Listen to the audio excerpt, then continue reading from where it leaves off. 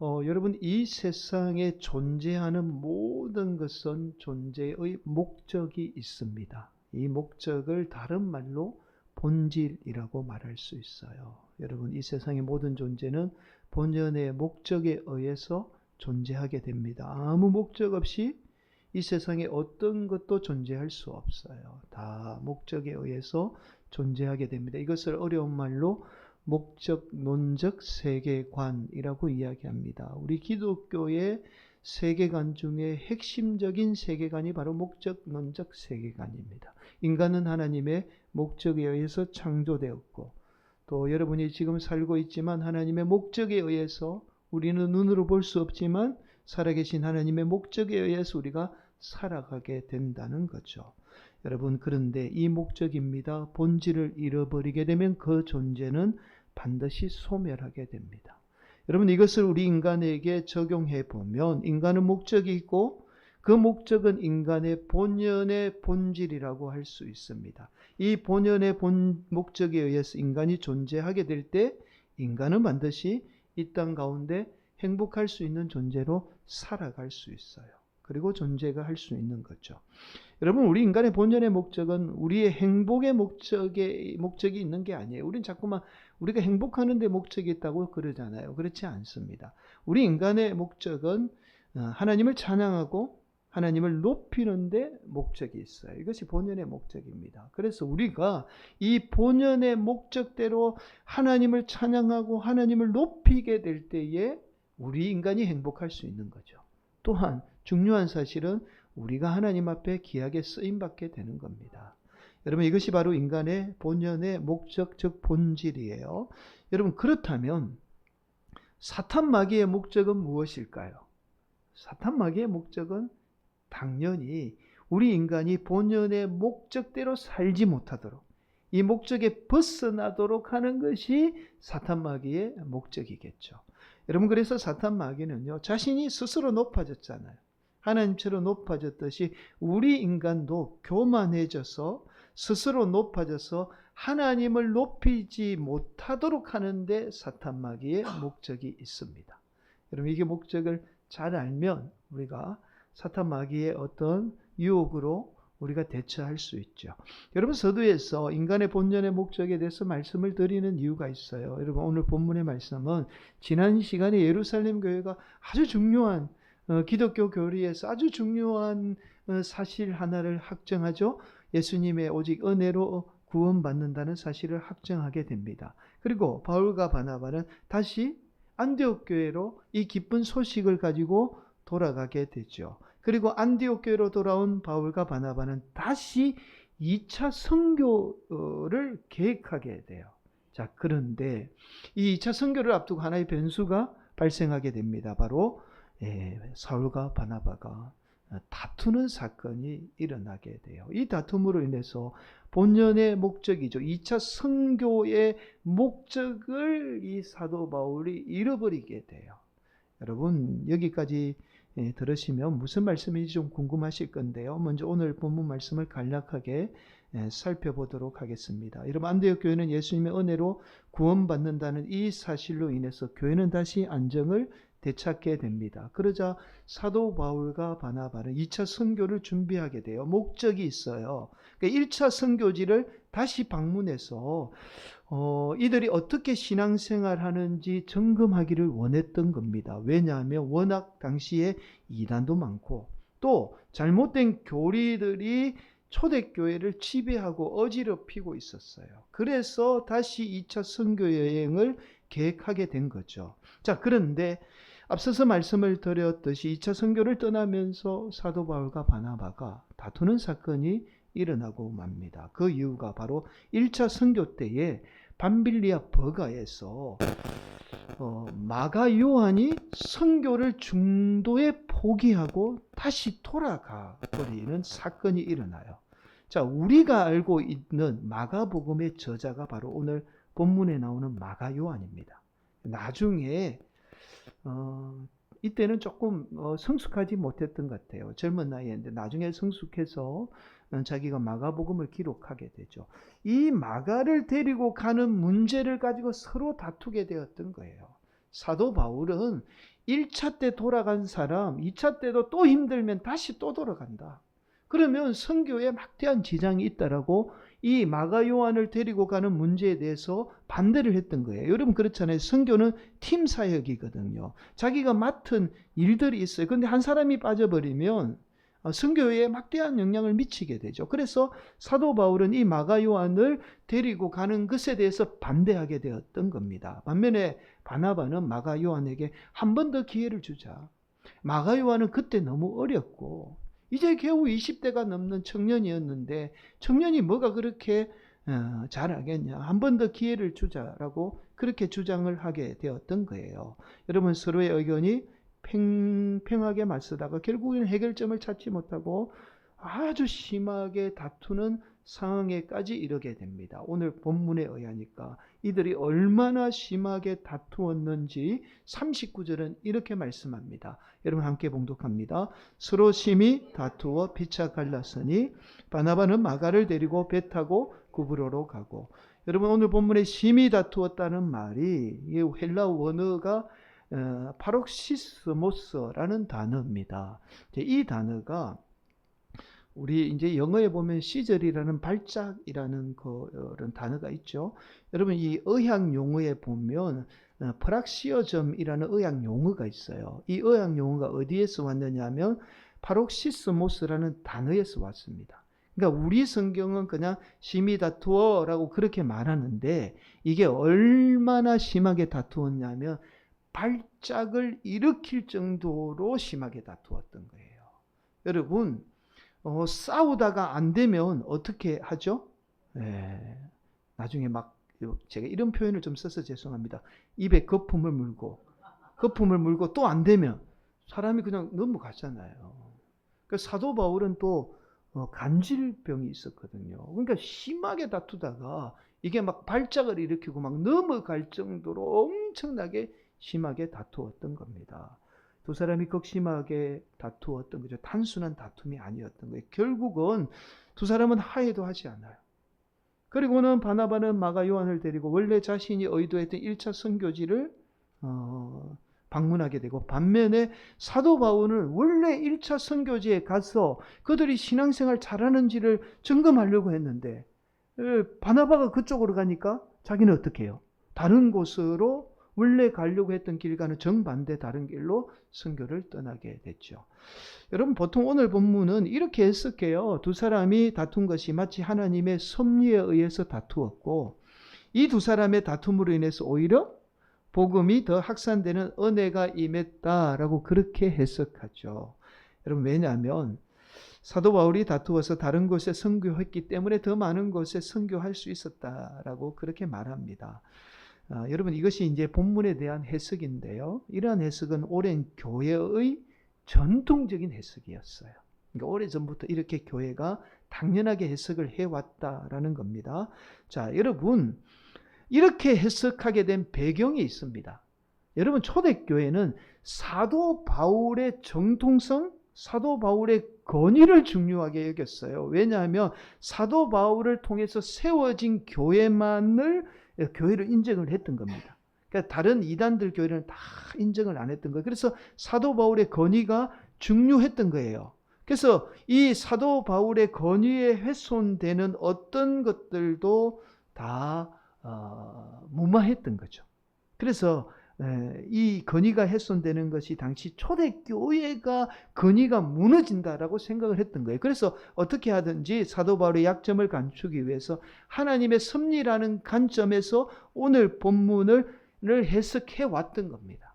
자, 그래서 줄곧 사도 바울의 관점에서 이것이 마치 하나님의 은혜인 것처럼 해석이 되어 왔던 거예요. 자, 여러분 그러나 이러한 해석은 심각한 모순을 낳게 됩니다. 우리도 얼마든지 교회에서 다투고 분쟁하는 것을 합리화할 수 있어요. 그렇잖아요. 실제로 오늘 본문을 말씀을 가지고 마치 교회 안에서 다툼이나 분쟁 합리화하는 성도들을 제가 꽤 많이 봤습니다. 실제로 대부분의 성도님들이 이렇게 생각해요. 사도 바울과 바나바도 다투었는데 우리라고 안 다툴 게 있냐. 다투면 되지. 다투어서 하나님이 역사하면 오히려 더 좋은 결과 오는 거 아니냐라고 그렇게 말씀하시는 분들이 꽤 많이 있습니다. 여러분, 이 논리라면 우리가 교회 안에서 날마다 다투어야 돼요. 교회가 잘 되려면 어떻게 해요? 다투어야 되겠죠. 그러니까 전도하는 것보다 서로 다투면 어떻게 해요? 교회가 부흥하게 되겠죠. 그래서 하나님의 뜻이 이루어지게 됩니다. 결국 이러한 잘못된 해석은 심각한 모순에 빠지게 된다는 사실을 알게 되죠. 그래서 여러분, 사실 오늘 본문을 정확하게 해석하기 위한 가장 중요한 요소가 있어요. 포인트가 있습니다. 그러니까 오늘 본문은 정통적으로 사도 바울의 관점에서 해석이 되어 왔다라면 우리가 오늘 본문 성경을 객관적으로 바라볼 수 있는 눈이 필요합니다. 다른 말로 바나바의 관점에서 오늘 본문을 좀 바라보아야 합니다. 여러분, 바나바의 관점에서 오늘 본문을 바라보게 되면 사도 바울이 얼마나 잘못하고 있는지를 알 수 있어요. 여러분, 그렇잖아요. 사도 바울에게 있어서 바나바는 생명의 언인과 같아요. 10년, 11년 동안 바나바가 다소라는 곳에서 머물러 가지고 아무것도 못할 때에 그 사도 바울을 데리고 와서 안디옥 교회의 지도자를 세운 사람이 누구죠? 바나바죠. 그래서 이 바나바가 없으면 사실은 지금 사도 바울은 존재할 수 없는 인물이에요. 또 여러분, 사도행전에 보면요, 사도 바울이 처음에 예수 믿었을 때에 이 유대인들이 사도 바울을 죽이려고 해요. 그래서 어떻게 해요? 사도 바울이 기독교인들에게 몸을 피하게 됩니다. 그런데 이번에는 기독교인들이 사도 바울을 믿지 않아요. 저 사람 믿는 척하면서 우리 죽이려고 한다고. 그렇게 사도 바울을 밖으로 내보내려고 했을 때 사도 바울을 끝까지 믿어준 사람이 누구냐면 바나바예요. 그리고 그 사도 바울의 생명을 보호해준 사람이 누구죠? 바나바입니다. 그러면 여러분, 우리가 적어도 인간적으로 볼 때에, 인간적으로 보나 어떤 우리가 이런 상황으로 볼 때에 어떻게 해요? 사도 바울이 바나바의 말을 듣는 게 맞습니까? 안 듣는 게 맞습니까? 듣는 게 맞죠. 마가 요한을 데리고 갈 수 있어야 되는 거죠. 또한 중요한 사실은 지금 아직까지도 안디옥 교회의 책임자는 바나바예요.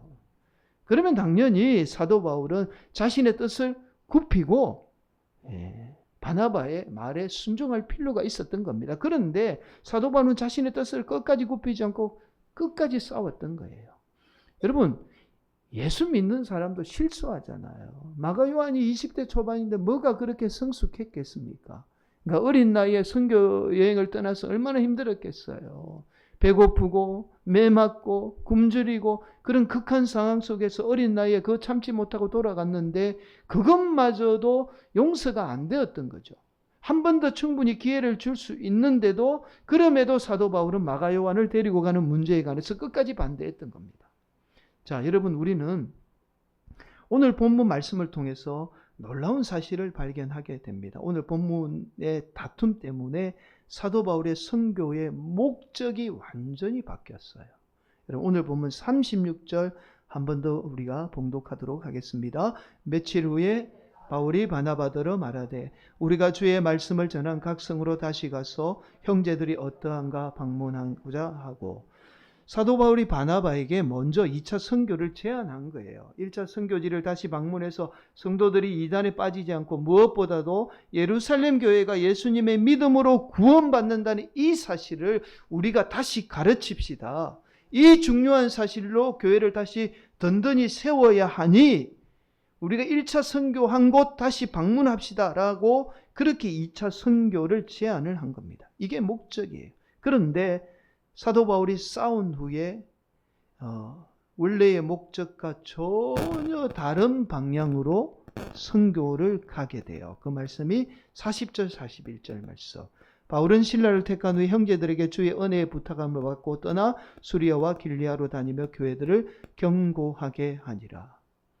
여러분, 더 놀라운 사실이 있어요. 나중에요, 이러한 사도 바울의 결정 때문에 1차 선교지가 심각한 이단에 빠지게 돼요. 초대교회가 완전히 무너져요. 그 핵심의 이단에 빠진 선교지가 어디라고요? 1차 선교지였습니다. 만약에 사도 바울이 바나바와 싸우지 않고 바나바와 함께 1차 선교지를 다시 방문했다라면 1차 선교지는 이단에 빠지고 혼란을 겪는 일이 없었을 거예요. 여러분, 결국 다툼이 교회뿐만 아니라 선교의 본연의 목적을 완전히 바꾸어 버렸던 겁니다. 사랑하는 성도 여러분, 교회 안이나 우리 개인도 마찬가지예요. 다툼이나 분쟁이 무서운 것이 바로 여기에 있어요. 여러분, 다툼이나 분쟁은 인간의 본질을 바꾸어 놓습니다. 여러분, 원래 의도를 바꾸어 버리는 무서움이 바로 다툼의 속성이에요. 여러분, 이거 잘 아셔야 돼요. 다툼은 사람의 감정을 격하게 만들어서 바른 판단을 하지 못하게 만들고 심지어 이성을 잃게 만듭니다. 그래서 다툼을 통해서 사탄 마귀는 교묘하게 우리 인간이 가지고 있는 본연의 목적, 본질을 바꾸어 놓죠. 우리만 모를 뿐이에요. 다른 말로 본질을 왜곡시켜 버리게 됩니다. 여러분, 또 하나 우리가 오늘 본문을 통해서 주목해야 하는 것이 바로 사도 바울이 잘못을 범하고 있음에도 불구하고 성경 말씀은 바나바를 일방적으로 두둔하고 있지 않다는 사실이에요. 여러분, 앞서서 제가 심히 다투었다는 헬라어가 바로 파로식스모스라는 이 단어를 썼죠. 그런데 70인 성경은 이 부분을, 이 단어를 이렇게 번역해요. 하나님의 진노와 큰 분노가 임했다라고 그렇게 말씀합니다. 그러니까 누가 잘했고 잘못했다가 아니고 하나님의 진노가, 누가 정당하다라는 게 아니라 하나님의 진노와 분노가 임했다라고 그렇게 말씀해요. 그 진노와 분노의 결과가 1차 선교지가 이단에 빠지게 된 겁니다.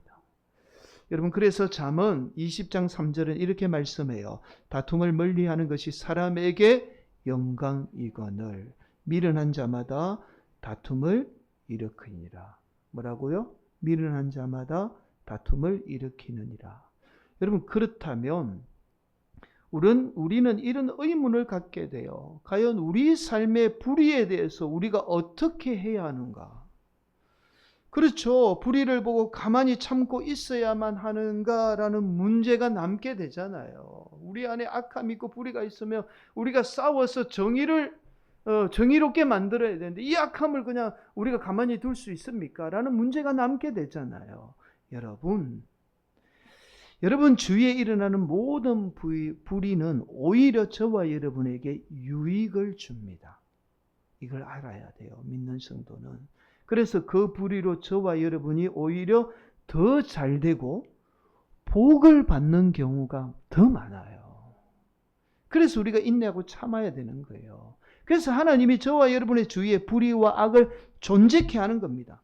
때로는 우리가 이해가 안 돼요. 사실은 여러분, 악한 사람, 정말 악한 사람들은요, 어떻게 저렇게 악을 행할 수 있을까라고 싶을 정도로 악을 행하는 사람, 거짓을 행하고 악을 행하는 사람들이 있어요. 그런데 그 불의와 악이 반드시 필요하다는 거예요. 이 불의와 악이 필요 없을 때는 반드시 하나님이 그 불의와 악을 심판합니다. 하나님이 심판해서 소멸케 해요. 하나님이 없애주세요. 우리가 없애는 게 아니라는 거예요. 저와 여러분이 불의와 악을 당할 때는 하나님의 반드시 의도가 있습니다.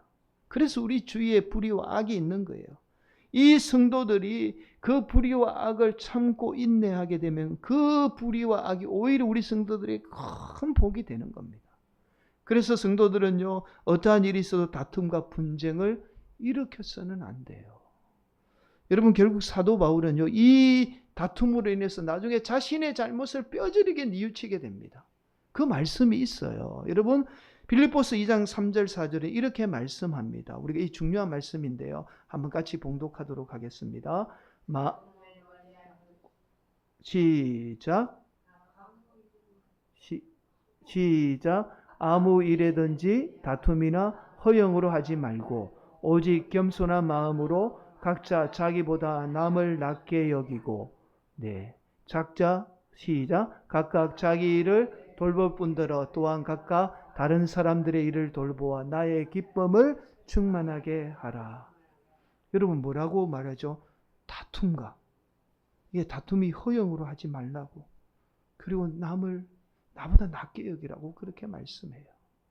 여러분, 사도 바울이 자신이 바나바와 싸운 후에 후회하면서 빌립보 교인들에게 건면한 말씀이에요. 또 사도 바울이 자신의 잘못을 뉘우치는 그 또 말씀이 있어요. 여러분, 골로새서 4장 10절에 의하면 이렇게 말씀합니다. 나와 함께 갇힌 아리스다고와 바나바의 생질 마가와, 여기 나오잖아요. 마가와, 이 마가에 대해 너희의 명을 받았음에 그가 이르거든 영접하라. 결국 사도 바울이 마가 요한을 받아들이고 있는 거예요. 그리고는 자신의 잘못을 인정하며 후회했다는 사실을 우리가 알 수 있습니다. 사랑하는 성도 여러분, 교회 안에 다툼이 있거나 또 우리 개인에게 다툼이 있으면 우리의 본질의 목적이 바꿔지게 돼요. 이건 교회뿐만 아닙니다. 여러분, 성도의 원래의 목적, 본질이 뭐죠? 하나님을 예배하고 하나님을 찬양하며 그리고 마지막이 서로 사랑하는 겁니다. 그런데 우리 안에 다툼이 있게 되면 그 본질이 바뀌어서 어떻게 서로 미워하고 서로 원망합니다. 여러분, 그래서 하나님을 찬양하고 예배하는 인생이 아니라 어떻게 해요? 우리 안에 나도 모르는 사이에 악함이 역사하게 되는 거죠. 여러분, 가정도 마찬가지예요. 여러분, 형제가 다투게 되면 이 땅 살아가면서 누구보다도 사랑하고 서로 위로해야 될 그 형제가 다투게 되면 어떻게 돼요? 원수지간이 됩니다. 완전히 본질이 바뀌어버려요. 부모, 자식 간에도 마찬가지잖아요. 여러분, 이 세상에 누구보다도 사랑해야 될 존재가 부모, 자식이잖아요. 그런데 부모, 자식이 다투면 어떻게 되는 줄 아세요? 철천지 원수가 되잖아요. 평생 안 보는 사람이 되는 거예요. 그래서 절대로 내가 속한 공동체나 내 개인의 삶에 어떠한 일이 있어도 다툼을 일으켜서도 안 되고 그 다툼 속에 살아가서는 안 되는 거예요. 여러분, 더 중요한 사실이 있습니다. 제가 서두에서 이런 말씀을 드렸잖아요. 본질이 바뀌게 되면 어떻게 해요?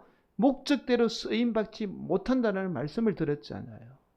여러분, 우리가 본질대로 목적대로 살아야 될 중요한 이유가 뭐냐면 우리가 하나님을 찬양하고 하나님을 예배하는 삶을 살게 될 때에 하나님을 통해서 우리가 쓰임받는 인물이 됩니다.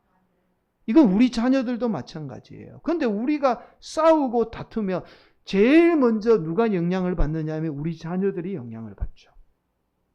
그 영향받은 자녀들도 하나님 앞에 결국에는 쓰임받지 못해요. 이걸 생각해야 돼요. 내 개인의 삶만 생각해서는 절대로 안 됩니다. 사랑하는 성도 여러분, 이것이 바로 오늘 본문을 통해서 말씀하시는 하나님의 말씀이에요. 오늘도 우리 성도들이 하나님의 영광을 위해 사는 본연의 사명을 감당해서 하나님께 귀하게 쓰임받는 복된 성도들이 되시기를 간절히 축복합니다. 여러분 마음 가운데 항상 기쁨과 감사가 넘쳐나야 돼요. 어떠한 악함이 역사하지 못하도록 여러분 하나님 예배하며 감사하며 사는 인생이 되시기를 간절히 축복합니다.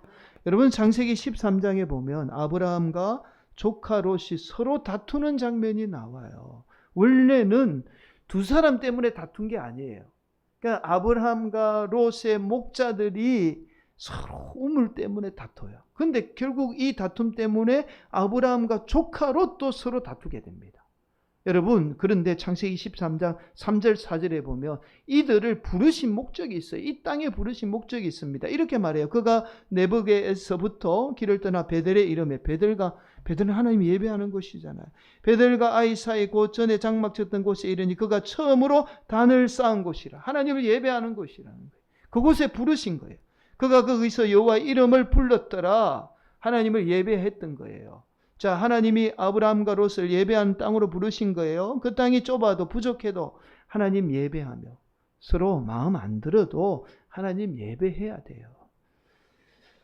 그러나 두 사람이 예배해야 할 때 땅에서 싸웁니다. 그리고 각자 그 예배의 땅에서 떠나가요. 여러분, 아브라함과 롯이 예배자로 하나님이 부르셨는데 다툼 때문에 본질을 망각하고 각자의 감정대로 각자의 길을 가게 되죠. 여러분, 결국 어떻게 되죠? 아브라함은 헤브론으로 가지만 조카 롯은 소돔과 고모라 땅으로 가요. 여러분, 소돔과 고모라 땅이 어떻게 됐죠? 망했잖아요. 심판받았잖아요. 여러분 한번 생각해 보세요. 조카와 싸웠습니다. 삼촌이 조카와 싸웠는데 조카가 그 싸운 땅을 떠나서 싸운 그곳에 가서 망했어요. 그럼 삼촌의 마음이 편하겠습니까? 편하지 않겠습니까? 자신 때문이라고 생각하지 않겠어요? 자신이 싸우지 않았다면 이런 결과가 일어났겠습니까? 여러분, 결국 이 말씀은 어떻게 해요? 둘 다 망한 거예요. 여러분, 이 말씀은 오늘을 사는 우리 성도들에게 영적으로 아주 중요한 의미가 있어요. 사랑하는 성도 여러분, 이제 말씀을 마무리하도록 하겠습니다. 다툼은 우리의 본질을 바꾸어 놓아요. 우리는 하나님을 예배하고 찬양하는 인생이 되어야 합니다. 저와 여러분이 우리 인생의 본연의 사명인 하나님을 찬양하고 예배하게 될 때 저와 여러분 하나님 앞에 귀하게 쓰임받게 됩니다. 반면에 다툼과 분쟁은 우리의 본연의 목적인 하나님을 찬양하고 예배하는 인생이 아니라 우리 안에 악함이 역사하는 인생으로 바뀌게 돼요. 우리의 본질이 바뀌는 거예요. 여러분, 그래서 절대로 다툼이나 분쟁을 일으켜서는 안 됩니다. 반드시 기억하세요. 오늘도 우리 성도들이 어떠한 다툼과 분쟁의 자리에서 떠나 하나님을 찬양하는 인생이 되어서 하나님께 귀하게 쓰임받는 복된 성도들이 되시기를 간절히 축복합니다. 여러분이 그 하나님의 놀라운 역사를 이루어가는, 교회가 작거나 교회가 크거나 중요한 것이 아니라 하나님의 본연의 그 목적을 이루어가는 귀한 성도, 귀한 교회가 되시기를 예수님의 이름으로 간절히 축원을 드리겠습니다.